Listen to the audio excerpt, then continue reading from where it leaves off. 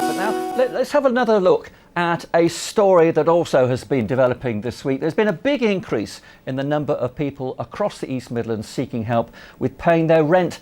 It comes in the wake of the introduction of the Coalition's Under Occupancy penalty, or what Chris would no doubt call the bedroom tax. Before its introduction last month, Sunday Politics spoke to a tenant from Derby who was worried about what it would mean for her. Well, Tim Parker has been back to see what's happened. Jill McDermott unpacks her weekly groceries. They haven't come from a shop, but a food bank. Since the benefit changes came in, Jill finds herself in debt and behind on the rent for the first time in her life. I didn't even know these places existed, and I happened to see it on telly, and I asked to be referred, thinking, oh no, no chance. But yeah, they said absolutely. They do an assessment of your income and your outgoings, and the largest number of people they're helping at the moment is people who are suffering from benefit cuts. Jill helps to look after her grandchildren and is a full-time carer for her father who lives nearby. But her two-bedroomed flat is deemed to be too big, and that means she's having to find £16 extra a week in rent. Because I've managed to pay a little bit off, I'm paying a little bit each week, to protect me property, protect myself from eviction. But I'm only doing that because I can go to the food bank. It's food money I'm using. Jill's landlord is the housing provider Derwent Living. Its chief executive says the housing benefit changes are affecting some tenants more than others. Well, when we came into this, and it all began obviously on April the 1st, 750 or so of our residents were subject to the bedroom tax.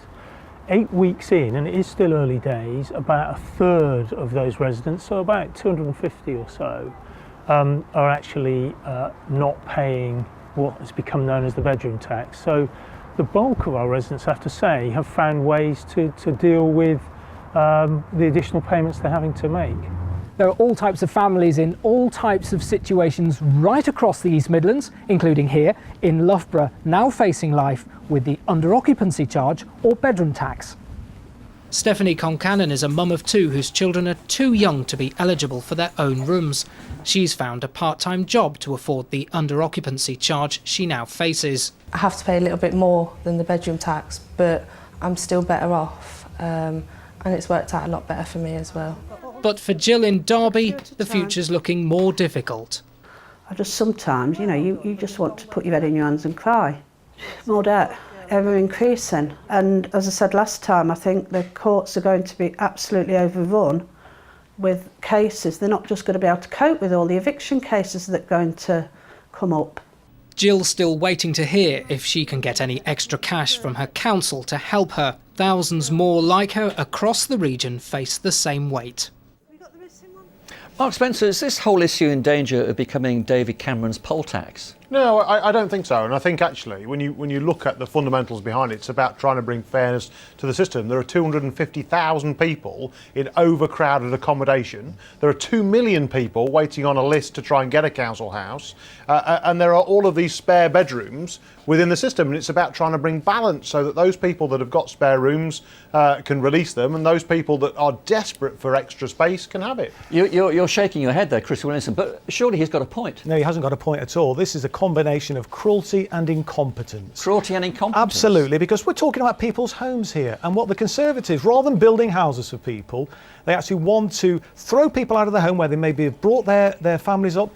And the fact is, there isn't enough single bedroom properties available. Take my home city of Derby, for example. Would Labour get rid of it? If I would certainly like to see Labour get rid of it. I think it's pretty clear, given the statements that we've made, that it is unlikely to survive a change of government. But look, in Derby, why I say it's cruelty and incompetence, it's people's homes, but the fact is that there aren't enough single bedroom properties available. Only what was Labour doing during those years in government? We've built a lot more houses than what the Conservatives are doing now. What Labour were doing doing actually was they did this with people in private rented accommodation. So those in private rented accommodation weren't getting this extra subsidy and still aren't today, Chris. So was that cruel, incompetent or both when you did that to people in private rented accommodation? Well, no, but what we're talking about here is applying this to people living in council and housing association accommodation.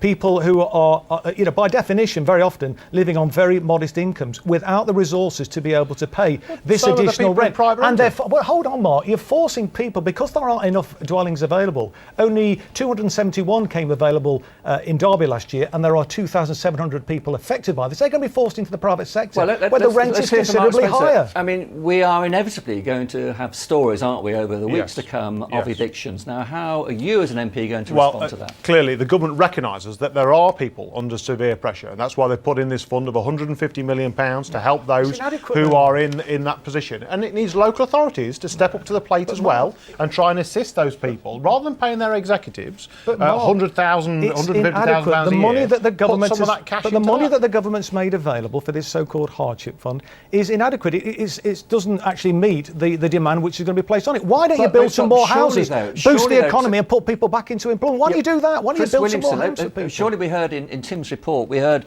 from Stephanie who says she's coped. We heard from the housing chief who said that 2/3 of his tenants are coping. So, well, it's very early days, and you said 1/3 of them are struggling, already falling behind with their rent. We're only a month or so into the scheme. How are people living on extremely low incomes expected to be able to find this additional money? I mean, you have to say hats off to Stephanie in that report, who's actually done something to assist herself and stepped up to the plate, and people like her should be encouraged and praised, frankly. Well, to go further into poverty, it's absolutely outrageous and appalling.